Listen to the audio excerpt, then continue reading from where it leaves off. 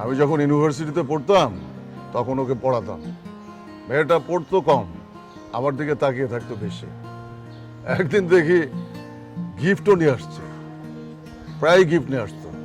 আরেকদিন দেখি টিস্যুর মধ্যে কি কি যেন লিখে নিয়ে আসছে। ওই যে আমি ওদের বাসা থেকে বের হলাম, আর কোনোদিন পড়াতে চাইনি। ভাই তুমি তোমার এই ঘটনা কোনোদিনও বলো নাই? আরে বলবো কিভাবে, তুই তো ঢাকায় ছিলি না, জানবি কিভাবে? ও তার মানে তুমি জায়গায় জায়গায় বিবাহিত মেয়ের দিকে তাকাও আর জায়গায় জায়গায় প্রেম করে বেড়াও, তাই না ভাইয়া?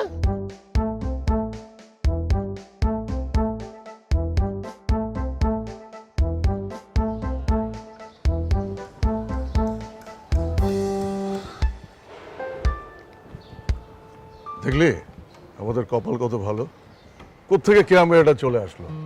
না হলে ওই লোকটা যেভাবে কথা শুরু করেছিল আমাদের তো বাসা ভাড়া দিত না। কেয়ার কারণে বাসা পাওয়াটা সহজ হয়ে গেল।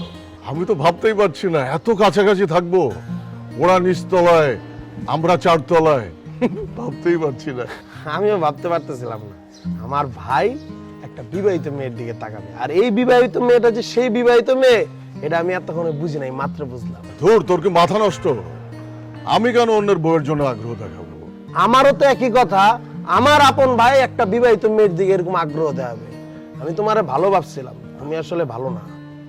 আরে তোর ভাইরে কি তোর এত খারাপ মনে হয়? আমার তো খারাপ মনে হয় নাই, কিন্তু তোমার এই অ্যাক্টিভিটিস দেখা, অন্য মানুষের বইয়ের দিকে তাকানো, এত খুশি দেখা আমার মনে হইতেছে তুমি খারাপ। তুমি যদি সত্যি সত্যি ঘটনাটা এখন আমাকে না বলো, তাহলে আমি আম্মারে ফোন দিয়ে ডিরেক্ট বলে দিব আমার বড় ভাই অন্যের বইয়ের দিকে তাকায়, আমার ভাইয়ের জন্য আপনি বিবাহের ব্যবস্থা করুন। ঘটনা তেমন কিছু না। আমি যখন ইউনিভার্সিটিতে পড়তাম তখন ওকে পড়াতাম। মেয়েটা পড়তো কম, আমার দিকে তাকিয়ে থাকতো বেশি। একদিন দেখি গিফটও নিয়ে আসছে, প্রায় গিফট নিয়ে আসতো। আরেকদিন দেখি টিস্যুর মধ্যে কি কি যেন লিখে নিয়ে আসছে।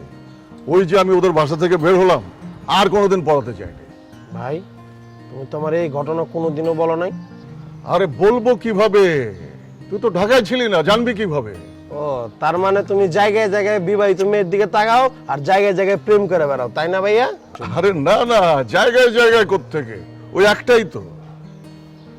তুমি কবে দেখা করে দিবা বলো, নাহলে আমি আম্মারে ফোন দিয়ে হানি বলে দিব। আচ্ছা ঠিক আছে, আমি তোকে দেখা করিয়ে দেবো, কথা বলাই দেবো, সবকিছু করে দেবো, কিন্তু তুই প্রমিস কর তুই এই ঘটনা মাকেও বলবি না, কাউকে বলবি না, ঠিক আছে? আমি এই যে প্রমিস করলাম, হ্যাঁ। তুমি যে কথাটা মুখ দিয়ে আমার কান বন্ধ পৌঁছাইবা, এই যে কানের ভিতরে যে ঢুকবো, আমার মুখ দিয়ে আরেকজনের কানে জীবনও পৌঁছাইবো না। আচ্ছা ঠিক আছে, আসো তাড়াতাড়ি, কথাটা মাথায় থাকে। তোমার জানি কথাটা মাথা থাকে। আসো দরজাটা লাগাই দিয়েছি। ভাই, তুমি দরজা লাগাইতে যেতেছো, এই বাড়িতে দারোয়ান আছে না দরজা লাগানোর? আরে দারোয়ান লাগবে না, দরজাটা খোলা থাকলে যে কেউ ঢুকে যাবে। এখন তো এটা আমাদেরই বাসা, তাই না? চল। কেন হয় নাই, ঢুকি নাই তো বাসা। আরে আমাদেরই, চল।